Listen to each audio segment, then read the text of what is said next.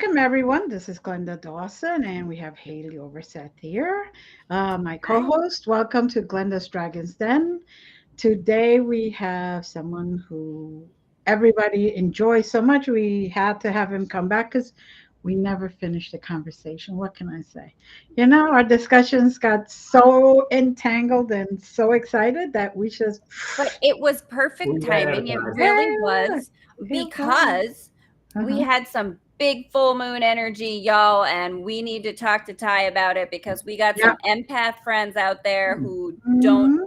know what to do with themselves. And that, listen, y'all, it's tough when you feel the energies, but you don't necessarily know where they're coming from, and you Yes. can't admit to yourself that you've got that empathic Exactly. intuition. So, Ty, Exactly. help Stop. us.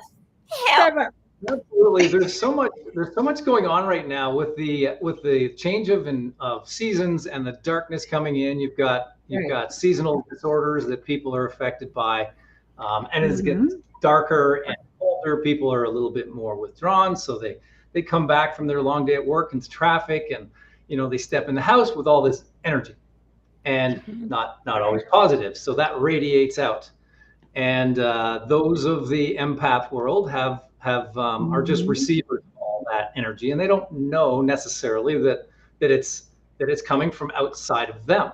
But all of a sudden, they're Mhm. playing with their toys or reading a book and watching TV, and all of a sudden they're feeling these things that isn't so pleasant. So Yes. that's why I think it's really important, which is fantastic that you guys have this podcast, because you're making them aware of the powerful beings that they are, right? They've got these Mhm. skills, or they will have these skills, and that they should have these skills in order to recognize that the pains and the emotions and the things that are bringing them down aren't necessarily theirs.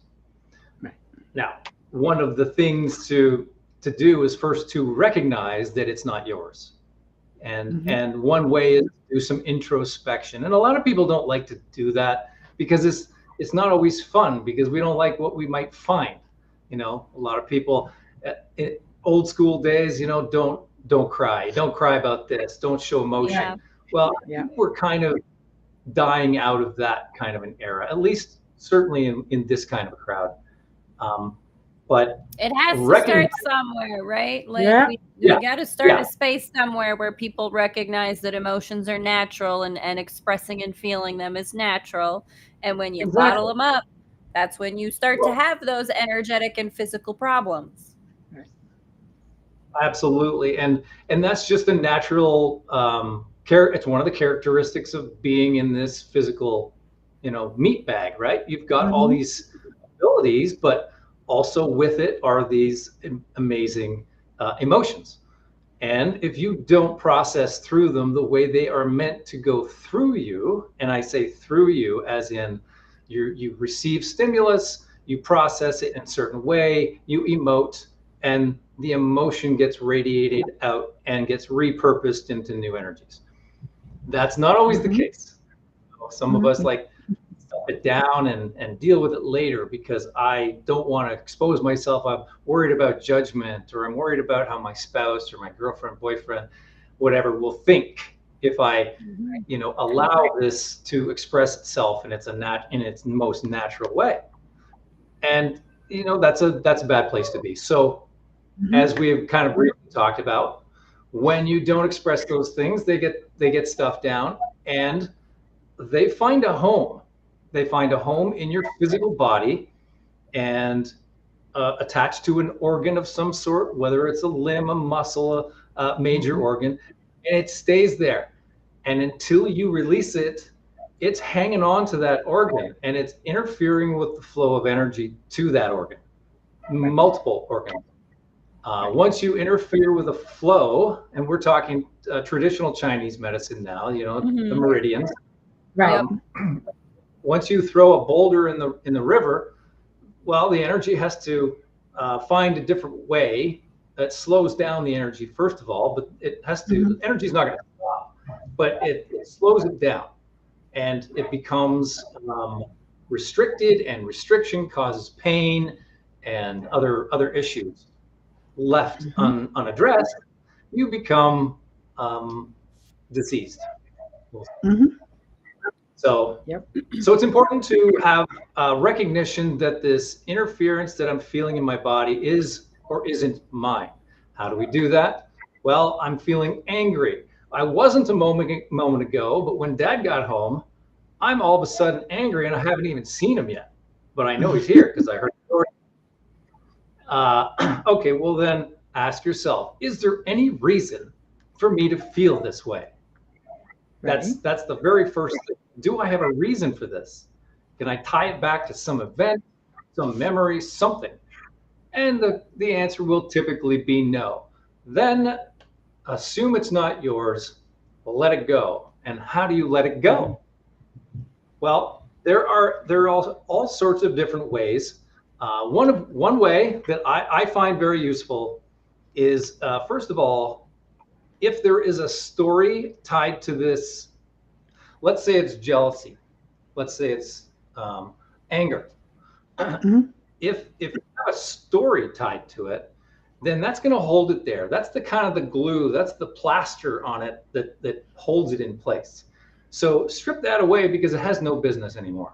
The story is just something that you keep telling yourself to put it in place. Right. So let the story go. Just feel where it physically exists in your body. Like just close your eyes and feel it. Where is it? Is it my stomach, in my ribs, in my chest?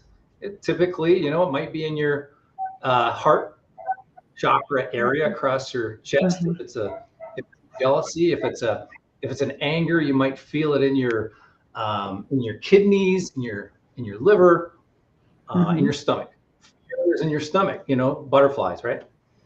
And once you have it located on your physical body, now you can start releasing it. Now you can breathe into it. And we were talking earlier about being generic and esoteric about the terms of the things that we do in the spiritual world. Yeah. Yeah. What does that actually mean? It means, imagine your breathing apparatus, your nose and your mouth, down into the area that you felt the pain or the emotion. Just in a meditative state, just kind of move those guys down there and start breathing in and out through the emotions in that part of the body. Now you'll notice think of it a little bit as like giving that emotion some airtime, right? Like broadcast airtime, like the podcast, right? There you go. Like, hey, maybe you just need to be seen and have your bit heard. So, like, all right, There you go. breathe into it, give it some airtime. Well, Haley, that's a brilliant observation, a point, because oftentimes it is not necessarily this amount of work that you have to do, and that wasn't very much work, but oftentimes it's just recognizing that it's there.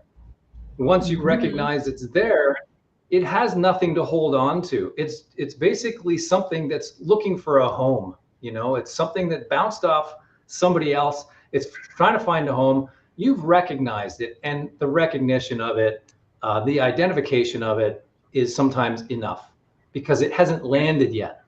It's still kind of flying around looking for a home. Right. But those that have kind of, dug roots, that's when we dig a little deeper and do something like what I was just mentioning, breathing into it. Now, the breathing into it thing, that involves just what I mentioned, moving your breathing apparatus down into the area, breathing through it. And as you breathe through it, conscious breathing is a very, very powerful thing because breathing moves energy. But, and of course you're breathing all the time. How do you not breathe, right? Well, when we say breathe into something, we're saying consciously breathe into it. Like be aware that you're breathing into it, not just like automatically breathing. You don't think about that, but this is consciously doing it. So you breathe through it. And as you do, you'll find that the sensation will start to dissipate. Now and you do that until it's gone. And then, and it usually won't take that much time. It'll disappear unless you keep grabbing at the tendrils of the story that's holding it there. It's important that you let go of the story, because the story is really, it's something that you fabricate in your mind to hold it there. My girlfriend did this. Oh, I can't believe she did that. She probably did it for this reason and that reason. My dad beat me because he thought whatever. We tell ourselves things. Right. But anyway, and that's one way to actually deal with emotion. And then it's gone. It's gone.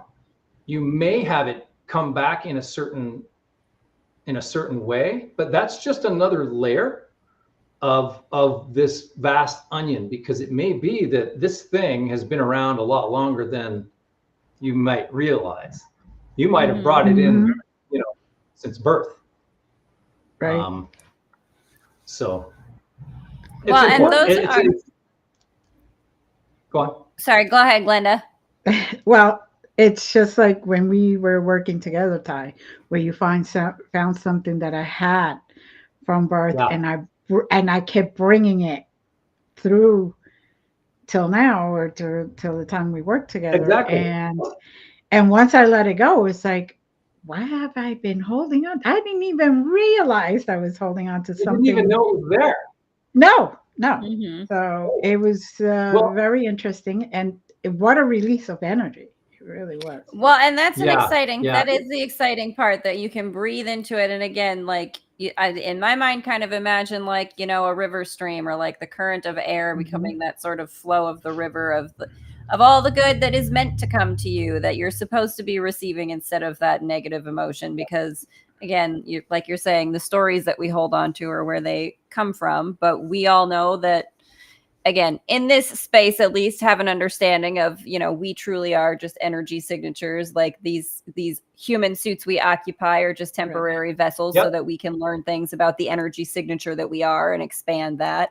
Right. So how can I have belief structures at all that would impede me if I'm not actually this human in my entirety? Right. Like that's just a small part of all the things that I really am. Absolutely. And I keep wanting to dovetail into this bigger talk, but I don't think we're ready for that yet. And it's something, it's a little bit deeper to, I want to just touch on. I was going to say let's talk about it, because now you're ready. You're already hooked us in. Right? You're stuck now. Okay, so now you're stuck. Now you're stuck. You're just going to have to come back again. Yep. So I don't know if you, a lot of what I've learned to feel is true is from an entity called Bashar. But a lot of people listen to Abraham Hicks. They've been around, the two of them have been around for about the same amount of time. Right. Love them both. But Bashar is the guy that, he's this alien that gets channeled by Daryl Anka. And I love what he says, because my brain processes what he gives me so much better. And what he talks about is the raw mechanics of the universe. And he has something called the formula, which is a five-step set of things that you would do to navigate life as smoothly as possible. Right. And it actually was 4, and then he added another one. Right. But and we can talk. I do want to talk about that. But first, going back to the thing that I was going to talk about is when one of the things he mentions is that every billionth of a second, a billion times per second, we change to a reality that more closely matches our resonance. That reality is another Earth, almost identical to the one you're in, with maybe one molecule difference, one slight difference, or it could be a vast difference. It depends on the shift of your frequency. So there's multiple frequencies going on. You've got a harmonic resonant frequency that is unique to each of you, to each of us. That is your unique signature. And if you talk to aliens, if you've or dealt with them in any way, you know that they don't have names. Right. So they recognize each other by the unique signature of energy. Well, then there's the other resonant frequencies that you emit as you change, as you climb the spiritual ladder, as we say, right? As you climb the spiritual ladder, your resonance increases. And we all know that a higher frequency is better, right? We just want that. Well, as you change this frequency, you switch to a new reality that closely matches that resonance. So let's say all of a sudden, this dovetails right into law of attraction. Let's say I believe wholeheartedly that I own a house with a white picket fence, and there's a horse on it, and it's this big, and it's got 2 cars in it, and I know it. There's no question in my mind that that's what I live in.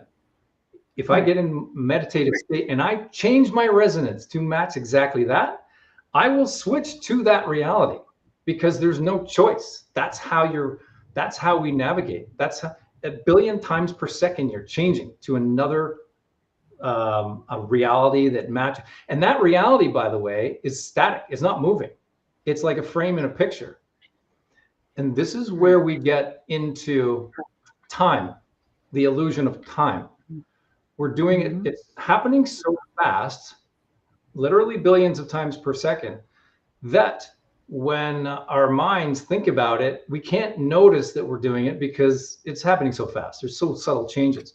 But it's like the film strip, right? That's the image I always think of, is like you have one single picture, one single frame, but it moves through so quickly, it gives you the illusion of movement, the illusion of continuity, the illusion of linearity. But in the universe and in quantum physics as well, the quantum physics equation works in both directions, right? Time isn't actually real. You can shift backwards or forwards and things equal out in the same way. Like reality works in that same way. Right. Yes, absolutely. And well, something that I wanted to add to it was that you are actually a brand new human. You're a brand new Haley. You're a brand new Glenda, every billionth of a second.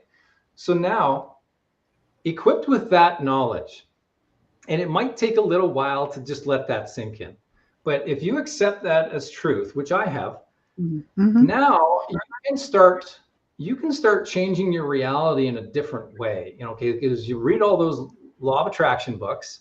Okay, you do your vision boards and you meditate. I own this, and I this, and do all the things. This is where I perceive myself to be. This is where I would like to perceive myself to be, and that's the only real difference, is that this is what I perceive right now, and then this is what I would prefer to perceive. And experience. Yes. Yeah. You gotta make sure you stay out of the want, that leads to not having, and which is a lack, which is now the resonance. You're emitting lack. And that's the reality you'll draw towards. Well, maybe that's what it is. You just got to be like, y'all, it's just, again, going back to, sorry, this is how my brain works, went to film school, but like, you're just changing the camera angle is all it is, right? Like you just got to shift that perspective and perception, that camera angle, to something else. And then that's your reality. Like, my reality right now is this backdrop with the art, but if I turn it around, you're going to have a different reality. Like over here, there's the reality where the couch is at, right? Where's the reality where your picket fence White House is at? Well, you just turn the camera to look over there. Then what's the camera? Right here. Bingo. Exactly. And if you take that as the truth, now you can say to yourself in the morning, all right, what kind of reality do I want to be a part of today? Like, what reality do I want to be a part of? And if you do a morning meditation, which I do, your brain is nice and clean. It's settled from getting up. You've got, typically within the first half hour is when you want to dive into a meditation, if that's your thing. But now you can set the stage for the day and possibly for the rest of your life. So I'm going to set the reality to be where everything flows in my direction. Everything is going to roll my way. abundance. All my desires are going to be here. They're going to be right here. And this is the thing that he talks about, is that we don't have to spend so much time drawing things to us that don't exist. What we have to do is spend, they're already here and now, because there is only here and now. What we have to do is focus on the belief systems that show us that we can't have those things. That's what we have to work on. Mm-hmm. So we all have belief systems that say something like, oh, well, I don't believe that I can achieve these. Let me tie this back in a little bit to the collective, because I think this is a spot that a lot of people are at too. And I think this is a conversation that I'd like to have with you, given the sort of empath, where we started and kind of where we're going with this, like, create your own reality. That in that realm of being an empath, though, it is so very important to be stable within yourself and discern where things come from. Because, for example, like we were talking about, 9 to 5 regular work jobs, right? The structure of society that we have currently with the work structures that are expected of us don't fit most people anymore. Nobody wants to do it anymore. Nobody's interested. This paradigm doesn't fit us anymore, right? Yeah. But as empaths, you feel sort of trapped in this paradigm, because you do feel so resonantly empathetic towards people who are struggling in those sort of spaces, right? And you want to sort of be the lighthouse to help on some level, and be able to, you know, be someone who is of service. But so how do you as an empath deal with that kind of, like, being attached to the collective? Or even if you think in terms of just things that are going on in the world, or the things that you absorb watching the news, you are taking on all these emotions and things that tie you into these collective paradigms that may not actually have anything to do with what you believe is true about yourself. Yes, you hit on some really strong points there. Connecting into news and media and world events and taking that stuff in. Don't do that. Don't do it. Don't do it. It's just more stories that you'll keep telling yourself, and then you keep experiencing it. Right. Yes, exactly. Don't turn on the news. Don't listen to the news. I know it's going to be like, hey, how am I going to know what's going on in the world? Well, you'll know. You will know. Yeah. The world will interact with you. The world is going to reflect what you make yourself a part of. So if you start changing the frequency such that the world is a much nicer, calmer, happier place, that's the world that you're going to shift to, and that's what you'll be a part of. It doesn't mean that you have to deny the things that are going on in the world, but you don't have to own that stuff. When you own it, you're like worry and fear and guilt and all those things. We talked last week about the map of consciousness that from David Hawkins' book, Power versus Force. He gauged emotions on an energetic level, and anything below 200, and 200 is courage. Below that, there's pride, there's desire, fear, grief, apathy, guilt, those things. And anything below 200 drains you. It physically drains you of energy. So if you listen to the news, you're going to inherit those emotions, and you're going to get drained. And how do you go to work? If you start your day with that kind of crap, how are you going to go to work with, an uplift? And then you go to work and interact with people who are having conversations about these same things that you are are interacting with that aren't helpful, and it just compounds and reinforces that story, and it becomes more dense because you're reinforcing. And that's maybe you want to, I don't know if you want to touch on that a little bit. That's maybe, again, too far into the quantum physics version of it, but it's, again, very important just for people to recognize, like you're saying, that it doesn't all come from you, and you can choose what it is that you are consuming. Because it's the same as consumption of products and services that we do. Like, you consume information, you consume data, you consume energy of the stories that are out there and available for you to be aware of and experience. Beautiful.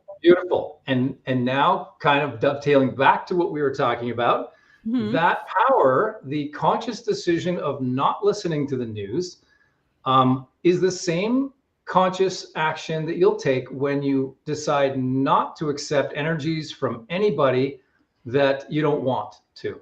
So you can just set an intention. An intention is just an act or a thought that you do before some kind of an action. And you just say, no energies can enter my field that are at or below my own frequency. That'll do you. That'll set you straight. That means nobody angry is going to affect you. Nobody sad. Nobody.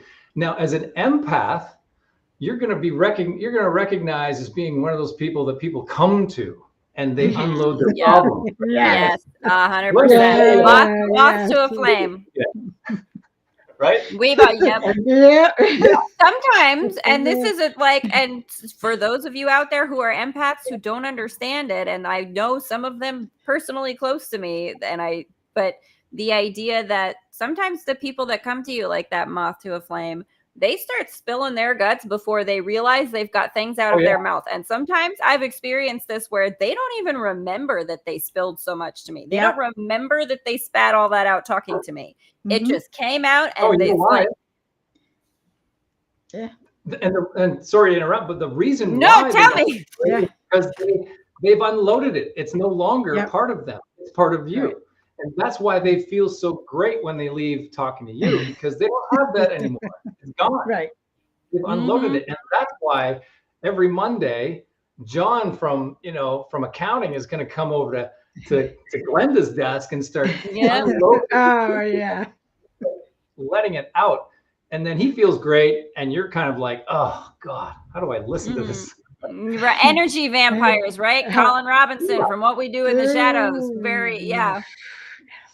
Yeah. And how do I avoid Mondays?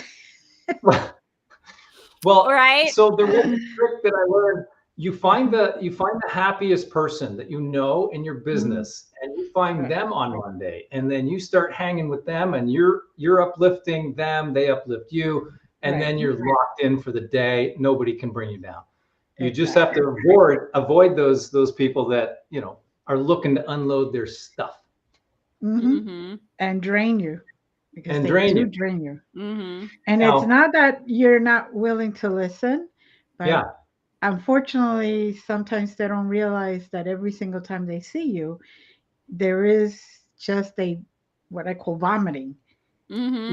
Not just chatting and spending time and sharing thoughts or sharing experiences. Oh, it was great this weekend. Never when it's a good time do they come to share with you. Right. It's only when they had these terrible weekends, they had these fights and all that other stuff. Yeah. Because you're the garbage disposal for them. They come to you. Nobody calls customer service because they're happy. Yeah, exactly. Yeah. Now, Haley, you also touched on something else that was quite important, and that is empaths are usually in a place of service to others, are usually in like an occupation of service to others or side hobbies of that. And more often than not, they're like, well, I want to help. How could I not help this poor soul? And that's why they're in that service mentality. Well, that's a beautiful thing. I mean, service to others. That's a beautiful thing. What's not so beautiful is not allowing yourself to recharge to perform those acts and not saying no. Yep. And this is one of the things that I found in so many empaths. They didn't realize that they were allowed to say no. They said, well, I've still got some life in me. I can still help that person. No, you can't. You can't, because you're depleting you're already down below 25% energy. So you've got nothing to give. You're using that to survive. And what are you going to do for them? You've got nothing to give them, but you still try. And that's not a valiant thing. That's a bad thing to do. So it's a conditioned thing. It's one of those things that as an empath, you have been conditioned. It's something that I think it's because so many people expect it of you. You come to expect it of yourself. It's again, because you're an empath, you take that on. They expect me to be supportive of them. They expect me to be the pillar that holds them up. I can't let them down. Because now I expect it of me. While, like you're saying though, if you are your own support system, if you've got cracks in the foundation, you're going to crumble and then you can't support anybody. Right. Exactly. Right. And that's expectations. That's another big thing, and not honoring your own boundaries. So boundaries are a big thing. You've got to have them, and then you've got to recognize them, and you've got to honor them. Mm-hmm. So that's where self-love comes in. We say so many times, well, once, if you're broken up from a person, a lot of times we will try to heal that pain that we're feeling by connecting to another person. Well, that's the unfortunate path that a lot of people go down. But they're going to keep attracting the same kind of people that abuse them, or whatever the pattern is for them. What has to happen is you have to heal the things in yourself first, so that you don't need anybody. You're not looking for somebody else to fill that void. And then when you're happy with being alone and be by yourself, now you're a really good candidate to find somebody. And your resonance is raised up. So you're going to get a higher quality of people, because you're drawing people of the same caliber towards you. Right. Exactly. It's basically what I tell my students. Same thing. You have to love yourself enough to recognize when something is not right for you. Right. And if you're finding... Well, no, I was going to go ahead. I was going to say that's a whole other topic we have to talk about. Self-love, as, I think people kind of don't understand how to properly do self-love, right? Like we distract ourselves. Sure, we're good at, I will distract myself from this as a way to cope, right? But the self-love, there is, like you said, that level of acceptance of things. That distraction is really just, it's the opposite of acceptance, right? It's, I ignore it. I don't want to look at it. I don't want to deal with it. Whereas the acceptance of it, and I think people sometimes think that doing the shadow work has to be painful, traumatic, difficult. And this is, again, kind of where I'm looking to flip the paradigm in whatever way I can. That, like, it's got to be more fun than that. There's got to be more fun, easy, playful ways that you can get in there and look for those things and have support systems where it's not such a dark, scary nightmare scenario. Like, yes, horror movies do exist, but don't some of us love watching them? Like, can we find a way to enjoy that part of it, right, in that kind of a way, in a playful, more sort of creative way, so that it's easier to approach?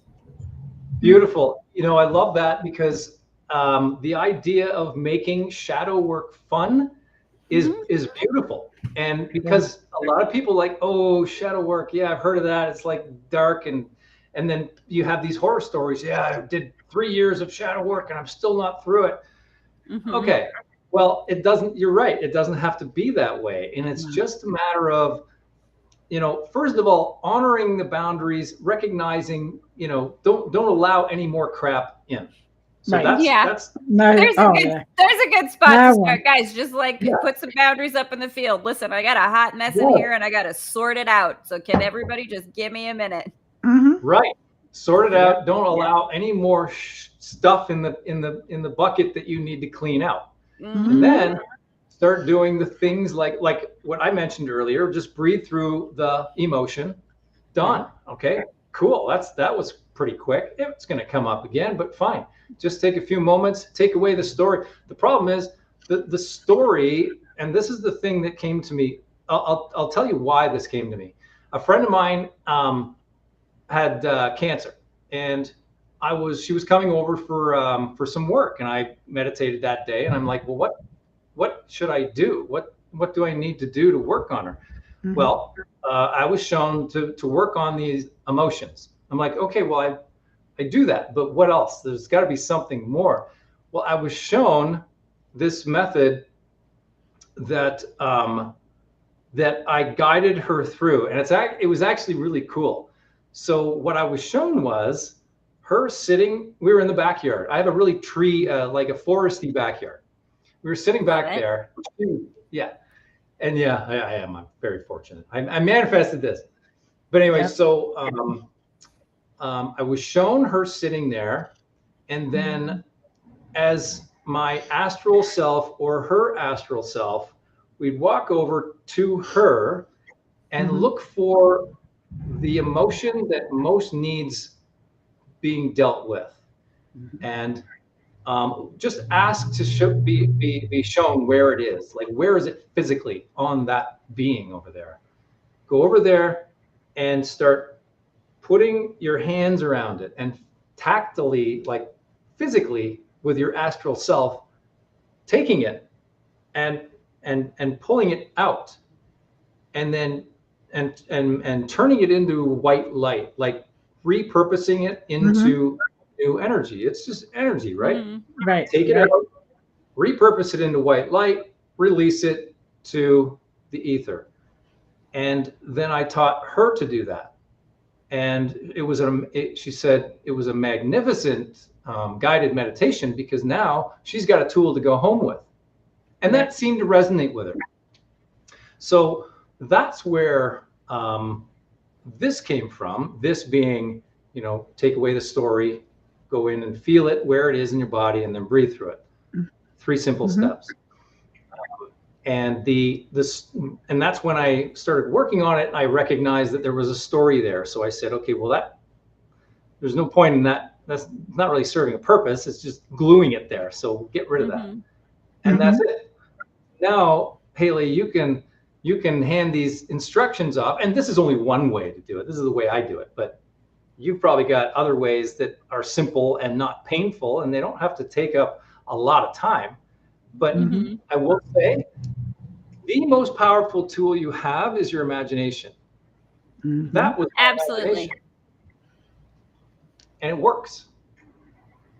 And that's why when you get into your creative state, that's such a flow state. And that's when a lot of people are able to sort of have epiphanies, go draw for a while, it can be aimless play, people. It doesn't have to be anything that has and this is, I think, part of the thing that people think something needs to come of it, right? It's sort of like you need a dollar amount for the product kind of thing, right? Like you need to have a quantitative, measurable something in order to say this is done.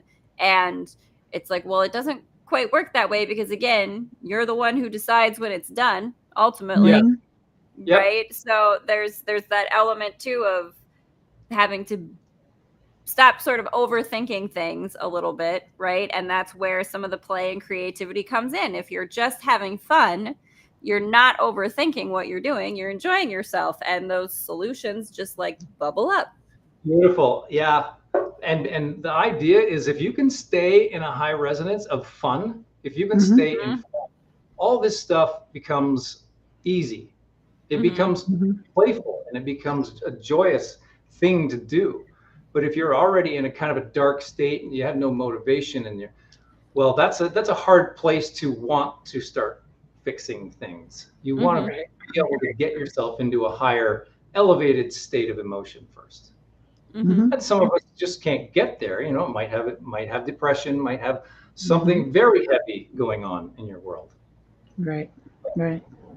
Yeah, I found that the best way for me was just doodling, just doodle, doodle, and then all of a sudden I'm like, why am I even like so down or whatever? Just goes away. So through the pen. Put yourself into the now moment by doodling. Exactly. And that, when you're in the now, there is no past stories. There's no future anxiety. There's now. Exactly. Those don't exist.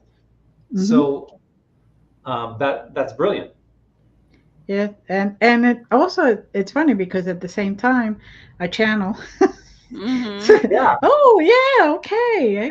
But that's really the great part. You do start channeling when you get into that creative flow. But and I understand what you're saying, because I've been there too, where it's very difficult to want to, when you're in that heavier density, whether it's depression or anxiety or whatever it is that you're dealing with, you don't have enough interest in doing those things to like get up and actually start doing them, right? And that is where you do sort of have to just go back to a very basic, and I think like you're talking about, breathing into the emotion, right? And just allow yourself to feel it and accept it, because the harder you push things away like that, it's the more you're gonna feed it energy, right? And I understand it's one of those things that vexes you when you're in that space, because you're like, all I want is to stop thinking the thoughts that make me feel this way, and all I can do is think the thoughts that make me feel this way. It's such a difficult loop to get in.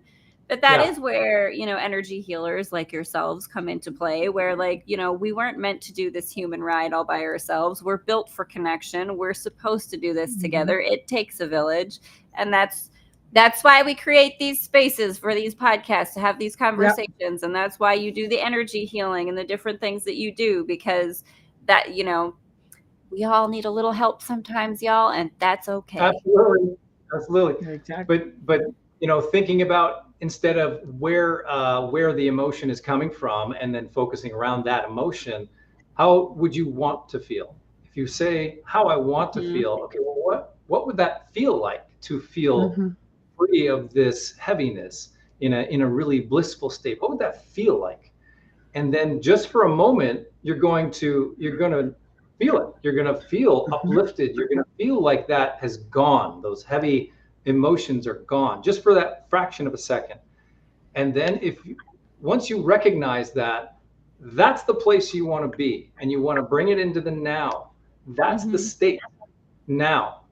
Bring it now, and then and think about, oh, okay, I like that. I'm just going to see if I can stretch that moment out for a few more moments. Right. So think whatever gets your state of being in a uplifted place. In some cases, you can draw on another person that you know is just abounding with love and inspiration and energy, or you know, your son, your daughter, your dog. Once in a while, I'll think of, like, there's this playpen where you can lie down and they'll release a whole bunch of puppies, and they'll just be I mean, you can't be unhappy when you got puppies all over you. Like, come on, like, go. I'm for that. You don't have you know, dark energies don't have a chance in that kind of environment. No. And bless the canine consciousness that comes to interact with humans. We don't deserve them. We love them so much. Right. I know. And we have to thank the cats, because, you know, they got some connection to the spirit world, but man. Yeah. Oh, cats, for sure. Yeah, they're the spiky ones. They're the spiky ones of the spirit world. Yeah. Oh, they're all beautiful around and to have. And so, since we're on the topic of dogs briefly, in some cases, you can look at the dog, the physical state of the dog, to know what the owner has in emotions or medical issues. Because the dogs will be they're hyper empathic. They'll take away from you anything they can. And if you've got you know, some kind of debilitating disease, it's not going to be as bad with a dog around, but the dog is going to suffer. So whoever is the owner, whoever the dog sees as the owner, as its owner, is the one that is it's pulling these energies from. So if you look at the dog and it's sick, go look at that owner and get to work on it. Yeah. No, I had an emotional support dog. So you do? I did. Yeah. I did. It passed away. My last two dogs passed away actually within 4 days of each other in May. Oh, wow. Yeah. Are you going to get another? What was that? Are you going to get another? I don't plan to. Okay. And that is why I'm staying away from all pet stores and anybody who has puppies. No, because I walk in and society. I know what's going to happen. I'm going to be dragging something out. Once upon a time in North Carolina, up to 7 dogs. Oh, my goodness. Like sucker and a half right here. Nice. Yes. They found me. 2 of them were strays that I found that had been dumped during hurricane season, and I always adopted from Humane Society. So same thing. I can't go volunteer at Humane Societies because I'll take them all home. I used to volunteer in this shelter to do Reiki on the animals, and it was very hard walking out without somebody. I was like, no, I have a whole baseball team at home. No, thank you. Right. It's hard. You want to take them all in. Yeah. But you got to know when it's best not to. Well, that's again going back to knowing yourself well enough to know what you can actually handle, and not spreading yourself too thin, even if it is a good and great, wonderful thing to volunteer in Humane Society. even that can be overwhelming to you as an empath. To be like you said before, that you're in positions of service, or you tend to want to be of service, but then don't recognize when it's becoming something that is no longer serving you in a mutual way, and then your service can't be the highest that you have to give. Right. Basically, you got to take your turn. You got to learn when you need to recharge and say, nope, I'm staying away from everything. I'm staying away from everyone, even for a day. And people think that that's a selfish thing to do. Oh, I need to be out there. My friends are calling on me, or my mom needs my help, or my dad needs. No, not when you're depleted. No. Priority is you, and that's just the way it is. There's no question.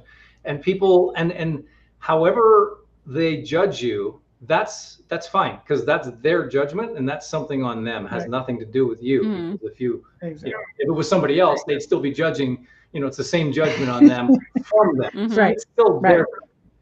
So don't worry about judgment. It's most important that you are selfish, and not in a negative way. Right, but that's just a sign that you love yourself enough to recognize when you are depleted and you need to recharge, so you can then continue to help others. So it's one of those things. If you into service, that's what you have to do. You got to take your turn. I make an appointment with myself. Okay, I'm taking a nap. Like yesterday, I took a nap, and I actually put it in my book. I'm taking a nap, and I'm gonna give myself a nice little rest. Oh, and I needed it. I bet you did. So and it's those seasoned people like yourself that have a conscious awareness of needing the recharging and honoring those boundaries and supplying what you need, whatever it is you need to do. And those are the people that have that under control, that can go and volunteer at the Humane Society and deal with the ups and downs of the emotions that that inevitably occur there. But one of the reasons I had to stop being a paralegal, because it was too much. No, I get it. It is a lot when you keep interacting with energies that are not necessarily fully aligned and resonant to you, even though you do want to be of support, and again, you do want to sort of do what you feel is the right thing. But again, who decides or defines what the right thing is? You have to define that for yourself, and that may not look like the right thing to anyone else in your sphere. And sometimes maybe that's because those people don't belong in your sphere, right? Or that. There you go. It's just. There you go. That's true, and that's a good segue to recognize that as you start to enable these tools and put in these boundaries and recharge yourself, your resonance goes up. As your resonance goes up, you're going to find that the people that you're hanging around may not be so attractive anymore. Now you have to make a decision. If they don't decide to, keep up with your frequency, they're going to fall away, and they're going to go their own direction. And you have to make a choice. Do you want to stay where you're at and hang with them? Or do you want to allow them to carry on their own path, and you be the best version of yourself to reflect that out? And they can see, hey, why is Haley so happy all the time? Why is Glenda so glowing all the time? She's doing these things. I want to find out what she's doing. And then they'll start to, resonate at that frequency, or they won't. Who knows? But it's got to be okay with allowing them to choose their own path while you climb this ladder. And it gives them give them the opportunity to see that. To recognize it and know that there is more than where they are at. Yes, exactly. And that's the other bonus, is that it's not selfish, because you're actually giving this. You become this amazing creature that's radiating out all this, whatever it is in your individual. If it's just radiance, if it's light, if it's wisdom, if it's happiness, it doesn't matter. It'll reflect out, and they'll see that. And you're giving it to them with no expectations, no insistence. You can have this. I'm not tying myself to any decisions you make. It's yours if you want it. I'll show you how to do this. Right. Exactly. So I'm gonna ask you to tell our audience where they could find you, like on Facebook and stuff like that. And I'm on Yep, there's my Facebook link.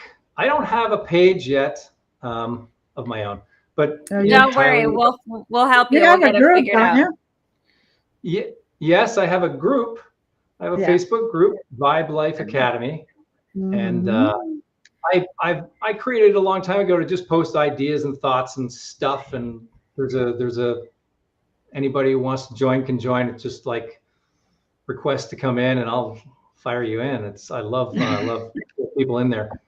And there's my Instagram, right? Instagram, yeah. And then any other social medias that I don't know. Email, so people can email you directly if they have any questions. Tylee, do you have? Oh, sorry? Yes. Tylee.dalton@gmail.com. Do you have other things coming up that people should be aware of? Any retreats you want to let people know you might have planned or coming up, or any other things coming out? I am doing this QHHT, this quantum healing hypnosis technique stuff. And that's a Dolores Cannon modality, which is fantastic. So I'm still kind of in the training phases of that. I need 8 more people, which I've already got a list of people to get through. Each session is like 6 hours. But I love doing that because it gets us to their higher self. And then we get to talk to their higher self, and we say, whatever questions they bring, we'll get them answered. But also the rubber hits the road when we say, hey, higher self of this person, can you fix the ailment? Can you fix the bad eye? Can you fix the pain? Can you fix the gut, the cancer that they have? Yeah, I'll just fix that right now. Thank you very much. Let's move on to the next thing. And that's where the real power in this is. Right. I don't have any personal retreats going on, but I'm open to going to retreats.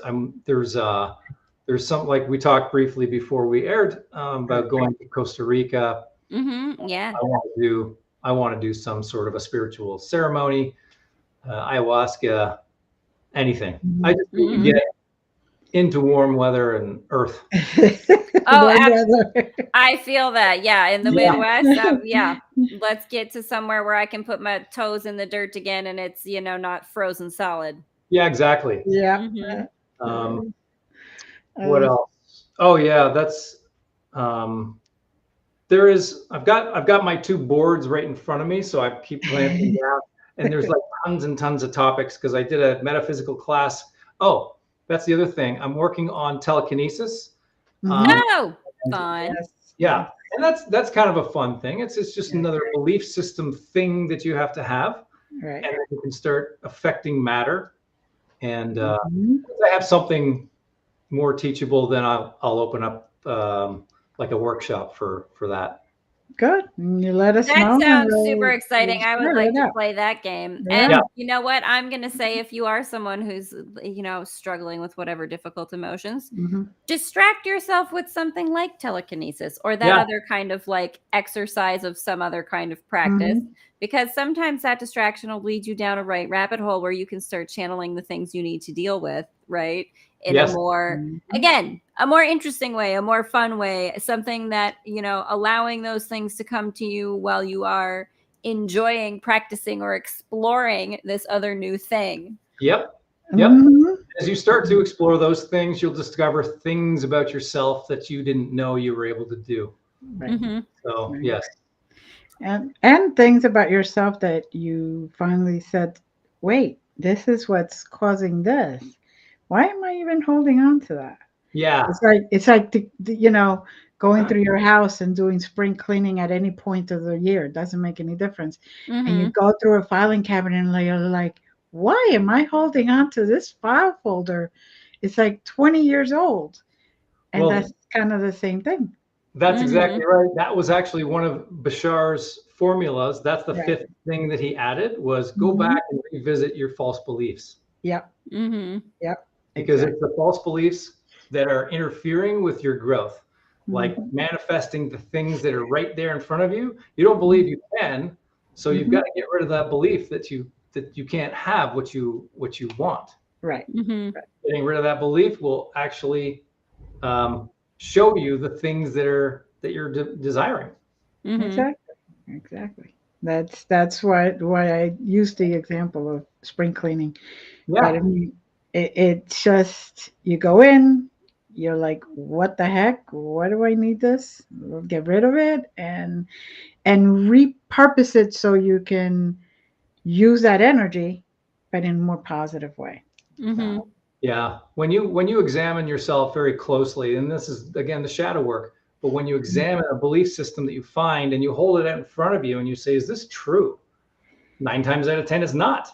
So why are you holding on to a lie? Exactly. Right. Throw it away. Doesn't belong. And you create space now, safe space for true stuff. Yep. Where you're at right now, and maybe 10 years down the road, whatever's happening now, it doesn't resonate any longer, but at least for right now, it helps you continue to lift up. And it helps you continue bring that vibrational level up so high that then you start, like you said, Ty, attracting higher vibrational beings to you. Yeah. And leaving those anchors and those vampires behind. Yeah. And as you raise that frequency, you're going to find synchronicities falling in front of you. And you just follow those. Now you're in the flow. Yeah, exactly. And that's where you want to be. That's where we all are just trying to look to be. And the synchronicity game is fun. Like, what's the next thing you can show me, universe, that speaks to me in a way that only makes sense to me, so that I can have my little internal inside joke with the universe giggle fest and let the person who is checking me out at the grocery store think I'm insane. Right. Perfectly fine, because guess what? I'll follow my synchronicity to some whatever, and it doesn't have to make sense to that person. Exactly. And I'm so happy to be the weirdest part of somebody's day anyway. Absolutely. That's another powerful, that's a powerful thing, not caring about what other people think. And I'm almost 100% there, but it's so powerful. Yes. Yes, it is. No, it really is. That's the advantage of me. I'm a little older. I'm already past it. I'm like, you're like, I've been around long enough. I know all of your opinions. Most of them are awful. I'm not interested. Exactly. I learned some of that from you. So you were radiating that out years ago, and I recognize that, and that's what we're talking about. You're radiating out this energy, and I picked it up back then. I was like, wow, that's cool. And you know what, y'all? We're in the age of Aquarius when things are just meant to work out because they just are supposed to. So just go ahead and let yourself follow that energy and go be that freak. But go and be that freak. The universe is emanating a resonance of supporting you in all of your weird. And nobody needs to agree with anything you say. Well, don't be afraid to fail. Don't be afraid of what people might say. Do it. Just do it. Exactly. So thank you, everyone. We're almost out of time. Hold on, Ty. Thank you all. And as always, love you. Love you. Thank you, Ty. It's been great. We'll bring you back again. You know we will. I know you will. I love it. Thanks so much. All right. Hold on.